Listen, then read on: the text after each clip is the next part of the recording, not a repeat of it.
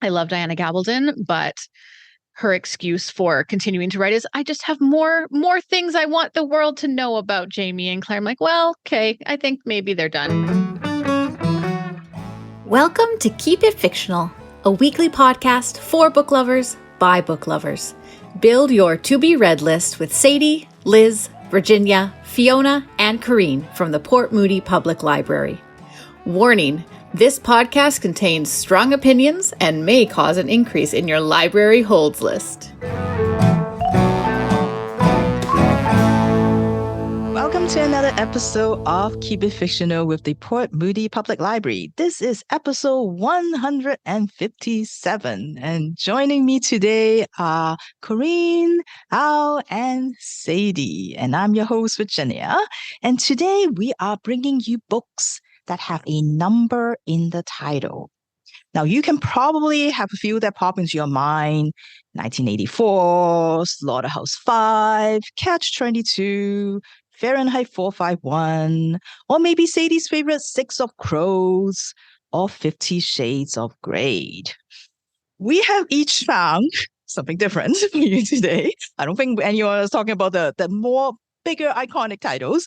We have found some other number titles for you today. And now usually the person who chose the topic for the week gets hosting duty. And so in my case, I picked this topic solely because I was hoping that this will force me, as Corrine always say, a deadline always help, to read, I guess, 2666, 2666, however you describe it, by Roberto Bolaño, translated by Natasha Wimmer. This massive 900-page book. But sadly, I have to report I didn't make it.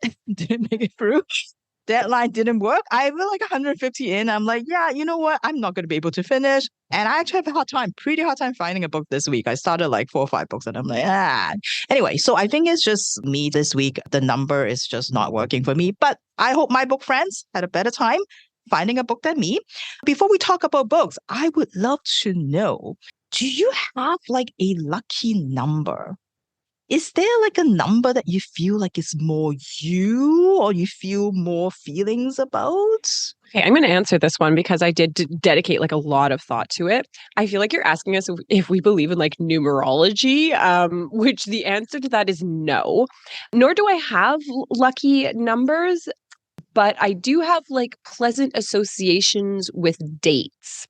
And I think this kind of stems from my early involvement in the X-Files fandom, because there were certain, see, Virginia, you're grimacing, there were certain like dates that were very important within the storyline. And every time it popped up, you'd like, oh, 1013. And you kind of like were always looking for them. So I do have kind of like dates like that, 1013 from the X-Files fandom and 0613, the date that BTS debuted, that kind of have like every time I see them, they make me a little bit happy. I don't think they're lucky or special, but I do kind of like to celebrate them and they make me happy when I see them. Did you realize that they both have 13s in them? So maybe that number is lucky for you. Oh, Sadie, it goes deeper than that.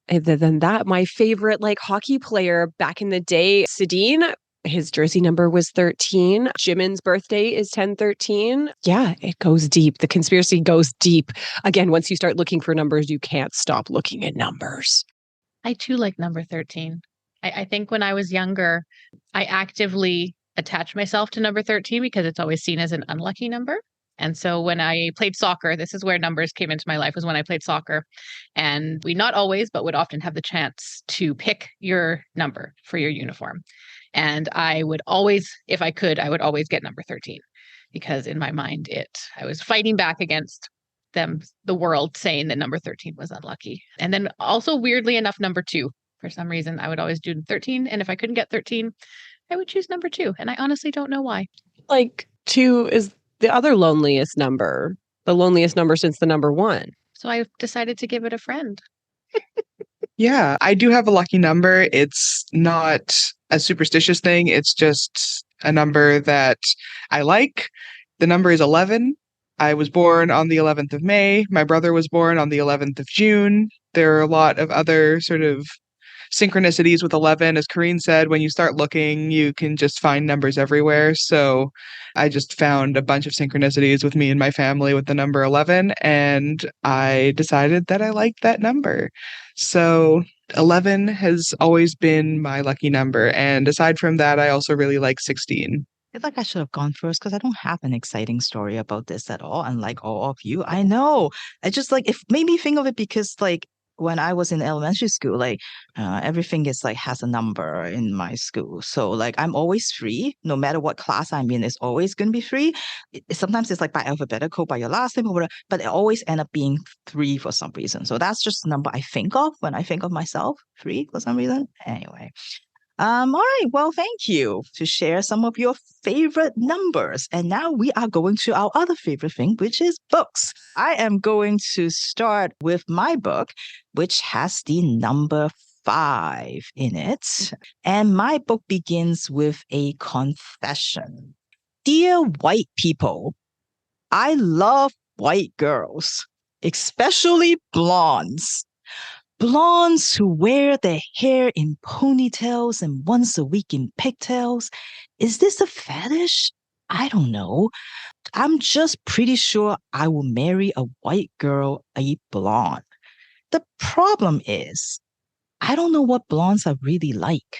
In fact, I haven't seen a blonde before because this is Africa and there are minus 0.001 blondes here. Thus begins the story of 15-year-old Andrew Asisa, nicknamed Andy Africa, in the debut novel The 5 Sorrowful Mysteries of Andy Africa by Stephen Buoro. Yes, Andy is obsessed with blondes, obsessed with whiteness, obsessed with anything American, European, and Western. And growing up in Kontagora in the northern part of Nigeria, his exposure and his knowledge of blonde people all come from TV, from movies, from books, from the internet, from internet porn. He has never seen a blonde person before, but yet he's in love. He knows and he believes that they are just superior. Especially when you compare to, as he calls it, his crappy country, his crappy continent. Now, don't get him wrong. He doesn't think black is ugly because his mother is black and she's definitely not ugly. But sometimes he wishes his mother is a little different. In fact, he has invented this Mama number 2 in his mind, another version that is more refined, more educated, more well off, more white, and smells better. And whenever he has these thoughts, yes, he does look down in shame. He feels a little sick in the stomach because he does love his mother and he feels bad. Well, Andy's count of number of blonde people he has met is just about to go up by 1 because Eileen is coming to visit.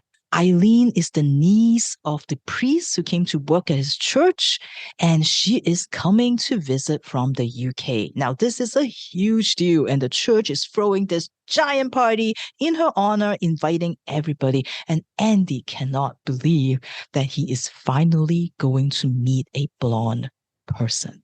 And Eileen is everything that Andy dreams of. Her snow white skin, her platinum blonde hair. Eileen, he called him his eye queen. But there is just a little problem.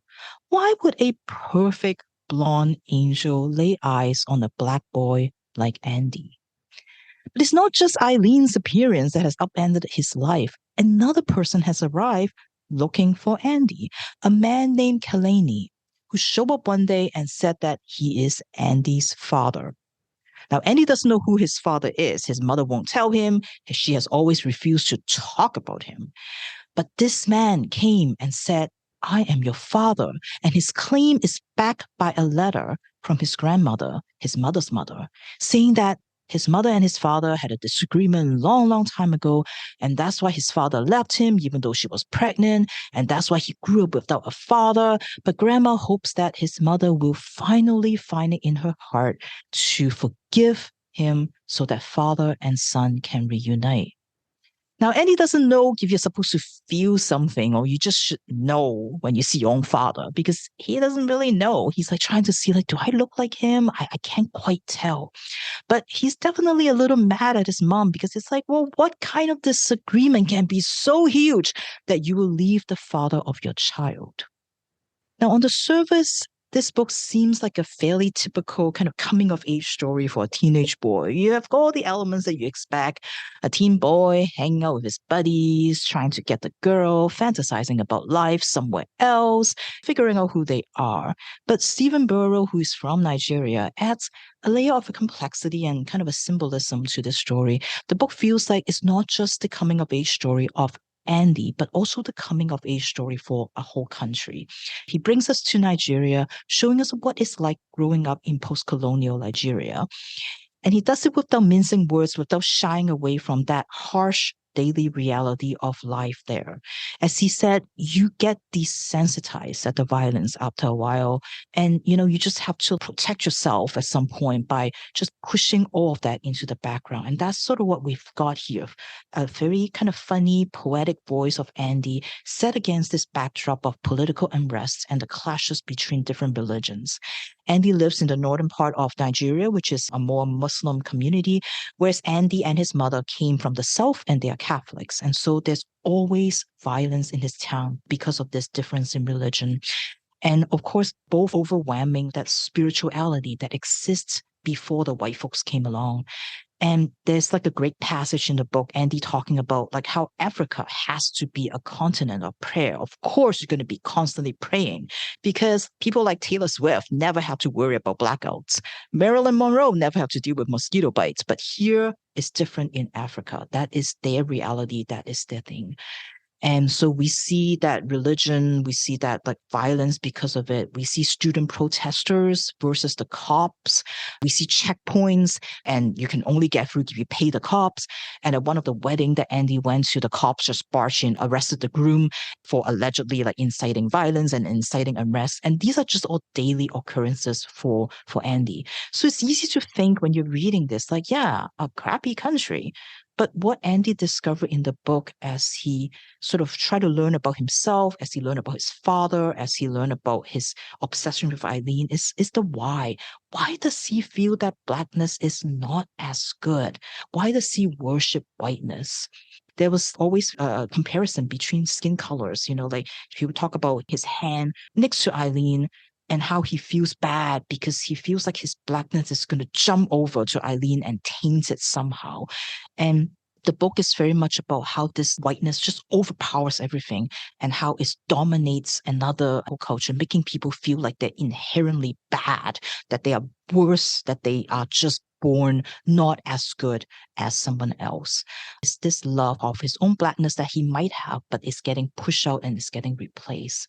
Many reviews say that this is kind of a tragic comic story, and I think Stephen Buoro did a really good job using that funny, that sardonic kind of voice of Andy, which is definitely the star of the show here, to sort of navigate those more serious and heartbreaking trauma of a country and of a continent. So if you like a funny book that sort of helps you understand the present state of Africa, of Nigeria, I would suggest you check out These 5 Sorrowful Mysteries of Andy Africa by Stephen Buoro. All right, so that is number 5. So let's go to Al. I think pick a book that has your favorite number in it, maybe. I did. And in fact, that is one of the reasons I picked up this book. That and because I really like horror. So the book that I am chatting about today is Dead 11 by Jimmy Juliano. So Willow Stone has a routine. Twice a week, every Tuesday and Saturday, she cleans her son Jacob's room. She makes sure everything is in its place and cleans the floor until it shines. She makes his bed, but always makes sure the blankets aren't quite perfect, because that's the way Jacob likes it. On a Saturday night, after cleaning Jacob's room, Willow lies in bed next to her husband, Dominic. She hears quiet footsteps out in the hallway. It must be Jacob, getting a glass of water. The door to his bedroom creaks, closing, and Willow relaxes. But then it creaks again, and she hears footsteps in the hallway, pausing near their bedroom door. "Baby," she calls out, "is everything all right?" Her husband stirs in his sleep, sitting up, and when he asks what's going on, Willow tells him that Jacob is there. "You have to stop this," he says, turning his back to Willow and going back to sleep. Willow knows that he's right. Jacob can't be there. He died 18 months ago. Willow also has a recurring nightmare, a monster from her childhood chasing her, and she hides in her bedroom, pushing the toy chest up against the door. It hasn't come up for a long time, but it comes back now, and in the dream she's in Jacob's room. She pushes his toy chest against the door to keep the monster out. While cleaning his room, while awake, she decides to move the toy chest just to see what happens and finds underneath it a pair of cryptic words. Clifford Island. Convinced that this island must have something to do with her son, Willow starts researching. There's almost no information about it online, but she finds enough to figure out how to get there and finds a job opening there too, as a youth services coordinator for the local church. She applies for the job, gets it, and heads out to Clifford Island to try and find out how it is related to her son. Several weeks later, Willow has disappeared from the island. Her brother, a sports reporter named Harper, has found out where Willow went and followed her to Clifford Island, hoping to find out what happened to her. When he gets to Clifford Island, though, there are more strange things than just his missing sister. The people seem to be stuck in time, like it's still the 90s. Nobody seems to have a cell phone, though if they did, it wouldn't matter since there's no service. Everyone wears outdated clothing. And strangest of all, people seem to watch the O.J. Simpson car chase every evening. People are evasive about what's going on with the island and with his sister, but everyone seems to agree. You close your curtains at night. What is lurking on the island? What happened to Willow? And will Harper manage to find out the truth about the island and get out alive? This was an interesting horror book. It's presented as a bit of I don't want to say found footage, but sort of found materials. So it's presented partly as a narrative about Willow, partly as a narrative about Harper, partly as a narrative about one of the children on the island named Lily. And we also get text messages, found documents, that sort of thing. Part of the mystery of the story is based on an event that happened in the past. And even though this book is already about 400 pages, I kind of wish they had gone into the event that happened in the past a little more, maybe gone into the lives of the people who were there at that time so that we had more of a connection to it. Because when the event was revealed, I didn't feel as much of an emotional punch as I think the author wanted me to. Dead 11 is a story about grief and the way that grief wants you to try and freeze time, stop everything just the way it was when you lost something or someone. But to truly get past grief, you need to let go of that temptation, let time flow. And I'm not sure this book entirely gets across that letting go and letting time heal things is the better path. It's an interesting read, though I found it less creepy than I hoped, though I'm not sure if that's the book's fault or if I'm just hard to scare. If you liked Midnight Mass, you might like this novel. Both are about small island communities where something dark is lurking, and a charismatic preacher is a major character in both. Or if you're just looking for a nice horror novel that mentions my favorite number, then I recommend you pick up Dead 11 by Jimmy Juliano. Thank you, Al. Sounds intriguing. All right. You mentioned your book, you wish your book is longer than 400 pages. So we're going to go to a existential question, which is kind of related to that. For my book friends, I like to find out, is there such thing as an ideal page count? And if there is, if you think like, yeah, this is like my ideal kind of page count, what is it? I had to do some quick, Goodreads looking to kind of see where, that sweet spot is. As I have mentioned, I usually sit down and read a book in a sitting. So it needs to be something that I can kind of, wrap up in 2 hours before my legs go totally numb due to the very poor posture that I have when I'm reading. So for me, kind of the ideal length is about 270 to 300, because that's what I can kind of do in a sitting. It means that I feel like you can tell a complete story in that amount of pages. I feel like if you're pushing 400, maybe you should reconsider I don't think anyone has that much to say.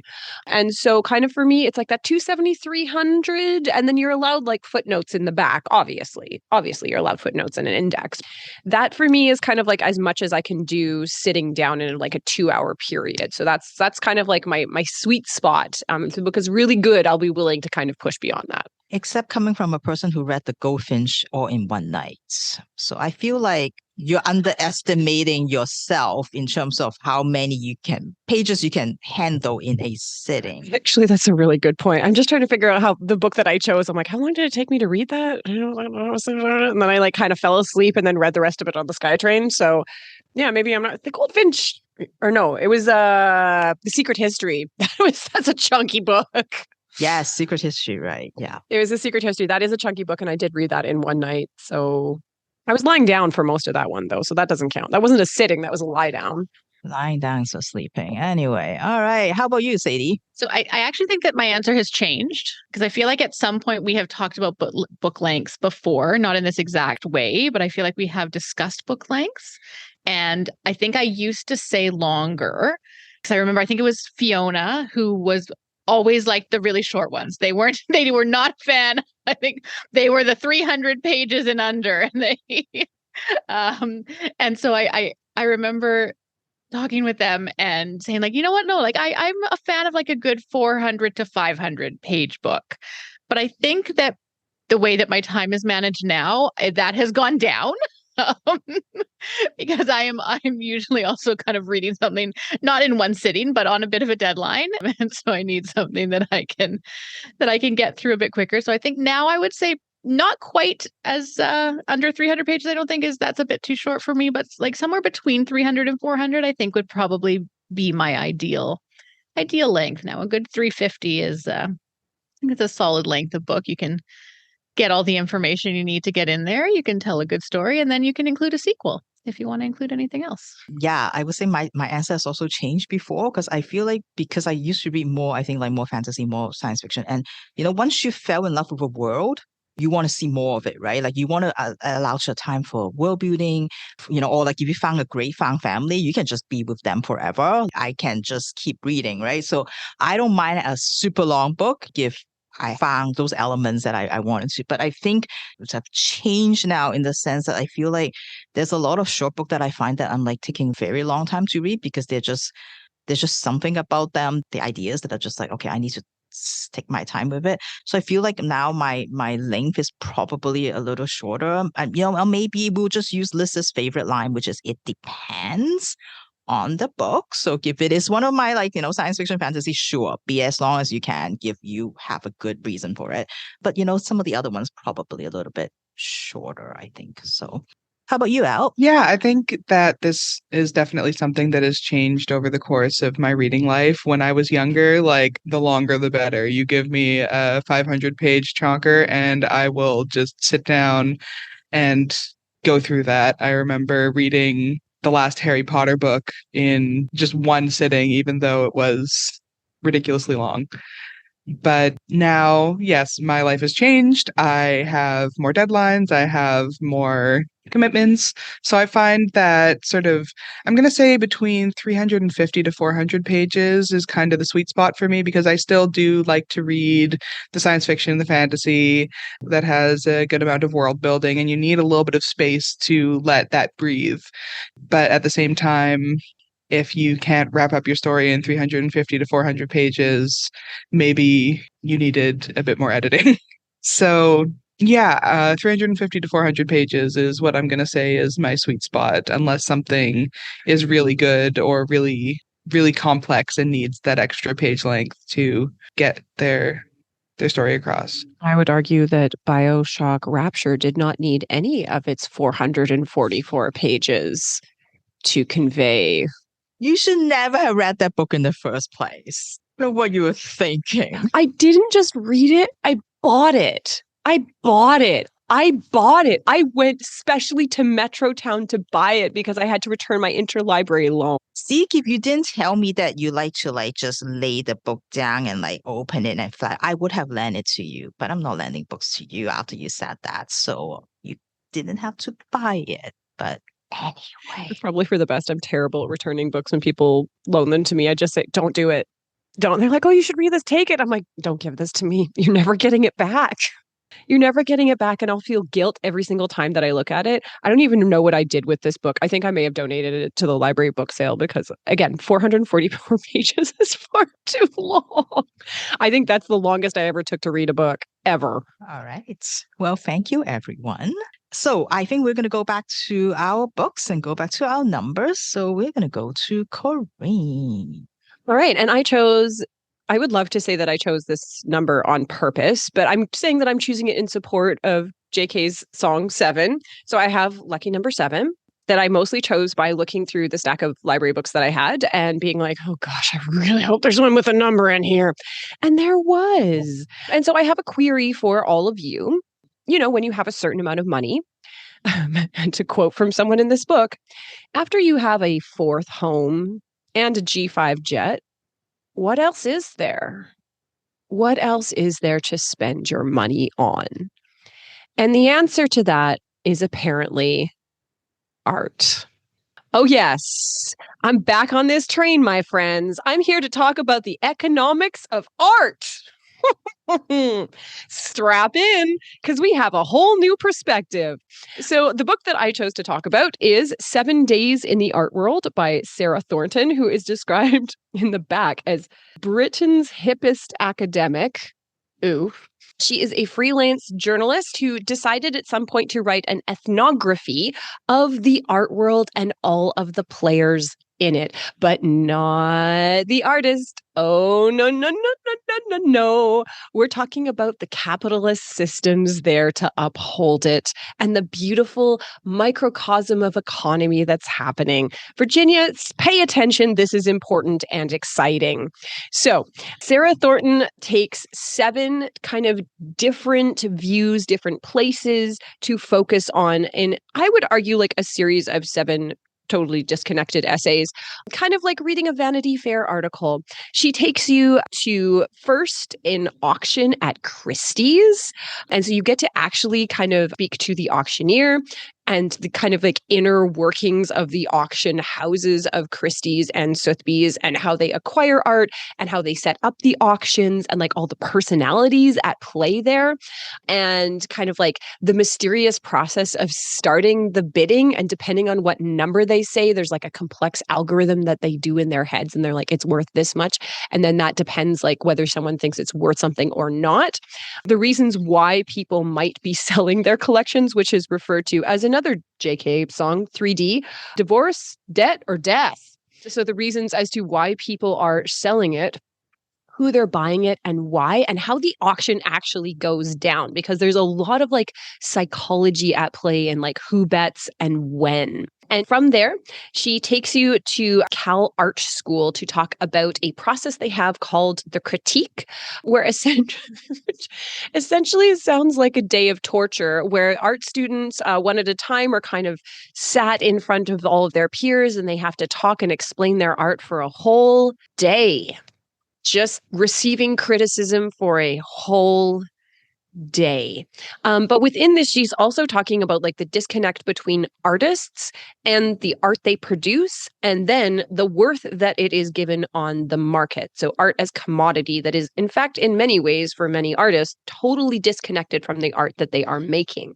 Next, we also get to go to the Basel Art Fair, which is a fascinating look at this giant thing that happens, I believe, once a year, where all of the different galleries kind of like have a little room and then you can go in and kind of take a look at their pieces.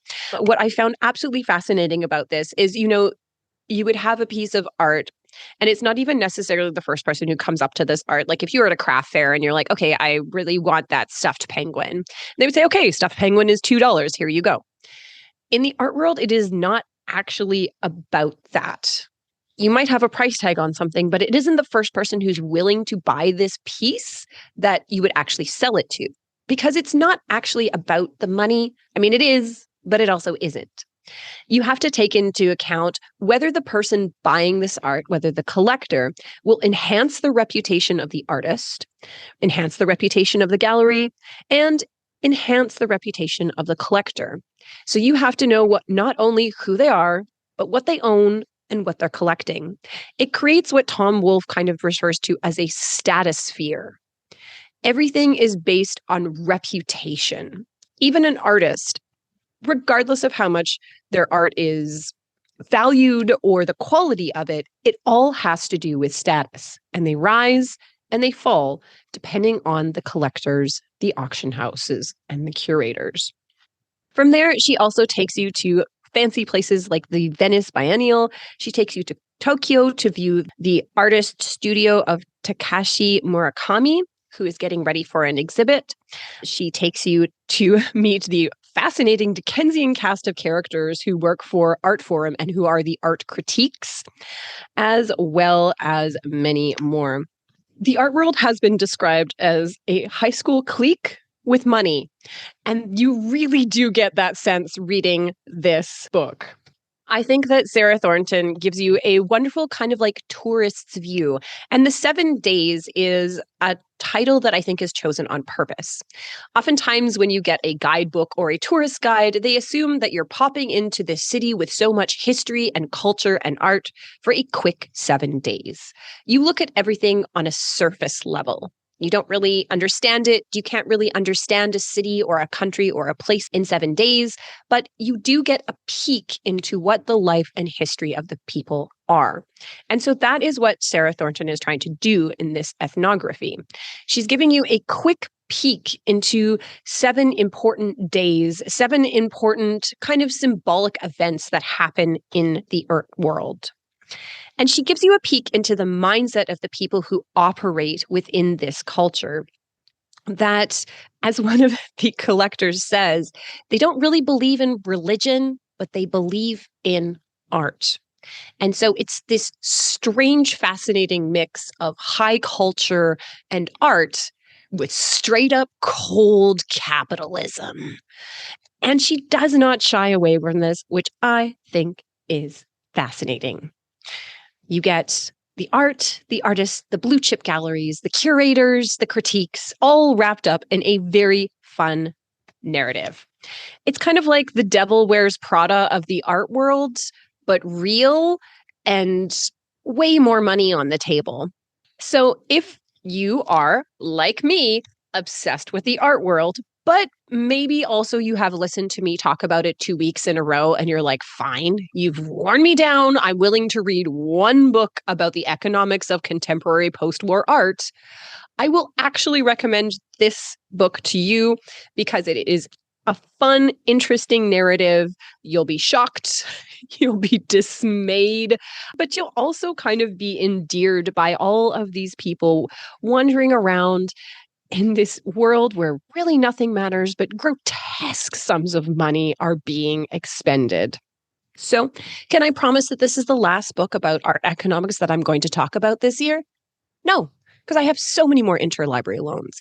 But if you, like me, are interested in kind of learning a little bit more, I would absolutely recommend 7 Days in the Art World by Sarah Thornton and taking advantage of your local public library's interlibrary loan system, where you can find many more amazing books on this extremely specific topic. A topic that keeps on giving. There's so much more. Did you know that you can have up to 8 interlibrary loans at a time? So I have talked about 2. I still have 6 more, Virginia. Help me. Every time I hear you talk about it, I'm like, yeah, nope, that's not the world I need to get into. But I am so glad you found a world that you want to spend all your life in and all your interlibrary loan age limits on. So good for you. All right, Sadie, please take us away from that. So weirdly enough, my book, no, it's not quite, but my book also has a 7 in it.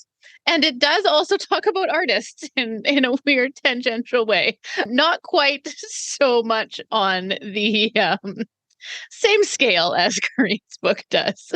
Yeah, so actually, similar to Virginia, I struggled with this topic. I don't know why. I feel like I've been struggling with a lot of topics lately. And it's not anything to do with the topics. I'm just not reading books that I'm enjoying right now. And I don't know what it is. So I actually read 2 books specifically for this topic, and they were fine. They were okay, One of them ended in a way that makes me want to read the sequel because the author knows what they're doing. And even if the book is kind of boring, you know that you make the last two chapters really exciting. And then someone's going to pick up the next one because they have to find out what happens. So maybe at some point I'm going to do that. But anyways, neither of the books that I read specifically for this episode, I liked enough to talk about today. So the book that I did choose today, I actually read quite a few years ago and had to revisit a little bit. And it is the first book of, I think, what is now an 8-book series. I think the latest book just came out this year and it was released posthumously. The author passed away in 2020, I believe, 2019 or 2020. 2021. I'm not sure. I'd have to double check that. And so the final book of this series was written, I'm guessing, based on her manuscripts as well as with an additional writer. The book that I chose is called The Seven Sisters and it's by Lucinda Riley. I love Lucinda Riley. I really enjoy her kind of historical writing style. She writes in the style that I've talked about many times before, where you have a character who is looking back on the past and you get the story from the people in the past as well as the story from the people in the present. And I really, really like that aspect of it. And Lucinda Riley, she's an Irish writer, Northern Irish writer. And this series, I'm going to kind of give a premise for the series before I get into the main story of this book. So it tells the story of one family. But through the telling of this one family, it also tells the story of many, many, many different families throughout history. And not just the families that are associated with that one family, but the families that are associated with each individual member of that family. And the way that this works is our story revolves around 6 sisters. And each of these sisters was adopted when they were a baby. And so each of our books in this series follows a different sister and follows a different history and a different past and a different journey as the sister discovers where her family came from and how she ended up where she was. So our story in The Seven Sisters starts with Maya. Maya Daplis is the oldest of her and her 6 siblings, and she's the only one of them that has chosen to spend her adult life in their childhood home on Lake Geneva. Maya is happy there. She has her own small house on the property, and she's happy to live quietly and work as a book translator, a profession that she has chosen herself, mainly because she does not have to go anywhere to do it. Maya has always been cautious, studious. She doesn't really mind spending her life in isolation, and she's actually designed her life that way. So it's very uncharacteristic that Maya is off visiting a friend in England. And this was actually encouraged by her father.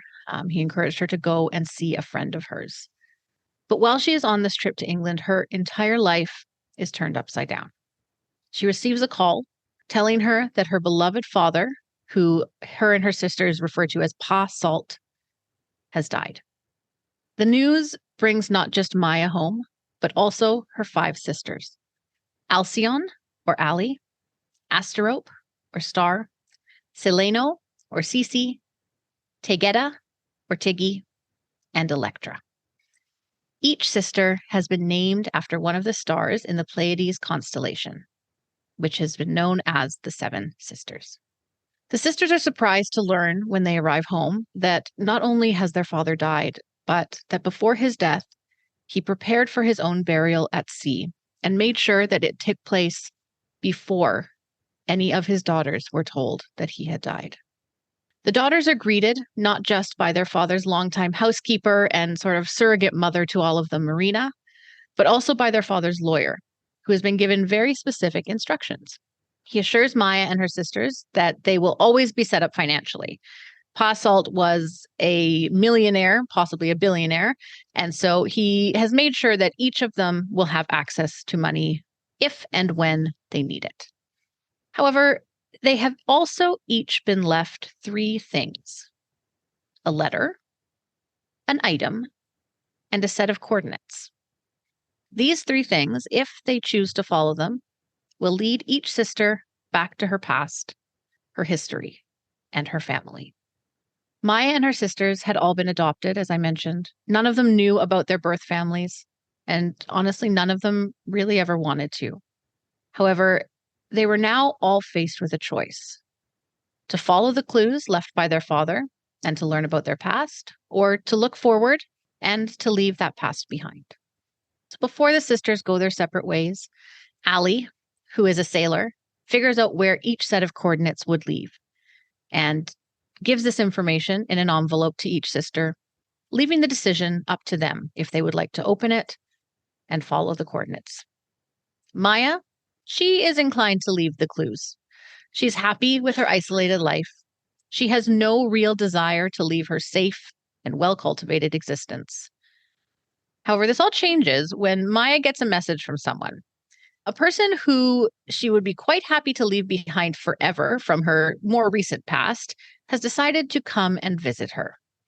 So, in a split-second decision, Maya decides to open her envelope, see where her journey begins, and follow. So, she books a flight to Rio de Janeiro, the place where her story is said to begin. When she gets there, Maya starts by connecting with an author whose work that she has translated in the past. He also happens to be a historian, so she thinks that he will be quite useful to help her out on this journey. So with his help, Maya begins her journey. She brings the letter from her father, the necklace, which was the item that he left her, and the coordinates to somewhere in Rio de Janeiro. The coordinates lead Maya to an old, dilapidated mansion. In the mansion lives an elderly woman and her maid. When Maya first approaches them, they really have no interest in talking to her. However, when they notice the necklace that Pa Salt left her, the woman's maid reaches out to Maya, giving her a package of old letters. These letters, Maya discovers, tells the story of Isabella Bonifacio, a young socialite living in Rio in the 1920s. Isabella's father was a wealthy businessman, and he had aspirations of being accepted into the high society of Rio. And he plans to do this by marrying Isabella to an aristocrat who will bring her whole family into the high class. Isabella doesn't really have any interest in this. She doesn't really care about high society. She longs for adventure. She longs to leave Rio, and she wants to see more of the world. So Isabella finally convinces her father to award her just a bit of freedom. Her father's architect and their family is planning a trip to France. The architect is wanting to learn from the artists and the architects there because he is planning his own big piece of art, Christ the Redeemer. Isabella begs her father to let her go along with him. Finally, he agrees, and Isabella finally gets the chance to leave Rio. When she arrives in Paris, Isabella is thrown into the world of art and artists, an exciting world that she never thought she'd get to experience. As you can probably guess, there she meets someone. She meets Laurent Bruy, a young sculptor who she is immediately drawn to, despite the fact that she's technically already promised to someone back in Rio. So as Maya learns more about Isabella and reads through these letters, she starts to figure out who exactly this woman is to her, how the two of them are connected. And Maya starts to learn more about her family. She starts to learn that she's a part of something bigger than she ever thought, a family, a culture, and a world that starts to open up to her. A family and a story that is filled with so much love, but also with tragedy and scandal and pain. As Maya follows Isabella's and eventually her own story, she starts to realize that her isolated life back in Switzerland may not be all it's cracked up to be, and that the historian author who has been helping her all this time may be more of a part of her life than she thought. If she's able to open herself up to adventure, to travel, maybe to love, then there's so much more waiting in this world. I really liked this book. I really love this series. As I said, it follows the style of historical fiction that I really enjoy, where you get to see those two parallel lives, one from the past, one from the future. And I always say mystery, but it's not really mystery, but there's always that kind of hint of who is this person and how is their story going to connect to our present day protagonist story, because you know there's always going to be a connection. And so you're always trying to figure out what that connection is. I would say that it relatively obvious in this book. I don't think there's a huge kind of reveal in this story, but it's definitely fun to kind of figure out how all of the characters fit together. Each of the different sisters is a part of each of the different books, although each book focuses on one specific story and one specific sister. And so I really liked kind of the nods back to the previous books that you get in the future ones. Yeah, I think that if you really enjoy Susanna Kearsley, Kate Morton, these are really great books for you. They're kind of that same idea. I will just say that the premise of this is a bit hard to wrap your head around. A rich millionaire man adopts all of these babies from all over the world, gives them this wonderful life, and then sets them each on this grand journey to discover their lives after he mysteriously dies. There's the latest book to come out is his story. And so there's the whole series. There's a bit of mystery about what exactly happened to their father, and was his death what they thought it was. Some of the sisters swear that they see him in different places. So I think there's always that mystery that carries through the whole series of, is he alive or not? And so I'm guessing the final book maybe tells us that. There is also the story of the missing sister, who is the seventh sister. There were only 6 daughters who were adopted. However, there are 7 stars in the Pleiades. And so the sixth or seventh book is the 7th sister, would be the 7th book. I can do math. is the missing sister. And so you learn they're sure that there's supposed to be another sister. Yeah, so I really recommend this series. I really recommend this book. I do think that there are a lot of holds on it currently. So if it's something that you're interested in, maybe get your name onto the holds list now so that you can get your hands on it. So yeah, that is The Seven Sisters by Lucinda Riley. Thank you, Sadie. Yes, quite a popular series at our library here. Yeah, definitely get asked a lot about it. I guess, Sadie, a related question. Is there like such a thing, like, what is an ideal number of series? Because you said this one has 8. Too much. Honestly, that's a bit too many for me. Like I'm a fan of a trilogy. I think a trilogy is good. I think I always want more out of a duology. I always kind of read duologies. I'm like, oh, really? Fun. Just give me one more. So yeah, I think a trilogy is good. I don't mind like a 5-book one. I think that the ones that are really, really long, like the 7 or 8 book ones, it's just too much to commit to sometimes. I find that by the time the later ones in the series come out, I'm like, I want to read it, but really? Another one? Because I feel like it's the same with a TV show where the series that go on for really, really long time, they kind of play out all of the stories that can happen. And so I think that I always respect authors and shows that are able to wrap up their story in a specified amount of time instead of just continuing to write. I love Diana Gabaldon, but her excuse for continuing to write is, I just have more things I want the world to know about Jamie and Claire. I'm like, well, okay, I think maybe they're done. I think that I think the world knows enough about them. Yes, and I think like if you don't have a plot that is being wrapped up, then maybe you can start writing something else. Thank you. I'm seeing a lot of both Korean and Al. You put up your support for trilogy. Yeah. And unless it's like, because like Elizabeth Peters did, I want to say like 32 books in her entire thing. And like Anne Perry up to a point too. I feel like certain genres, like if you're not telling a very like long story, if it's more episodic or just like, yeah, like Monster of the Week or Detective Story of the Week, I think like they can go for longer because they just, that genre just kind of lends itself to that. But like if you're telling just one story, like keep it simple. All right. Well, thank you, everyone. I know like both Sadie and I have trouble finding a book for this, but there are many, many number of books out there. So I'm sure you'll be able to find one at your local library. So thank you for joining us today at our book chat, and we will see you next week. Maybe for some more art, apparently. So, gosh. Okay, see you all. Bye-bye. Thank you for listening. If you like our show, please tell a fellow book lover about it.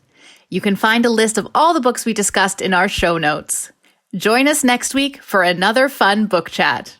Until then, keep it fictional.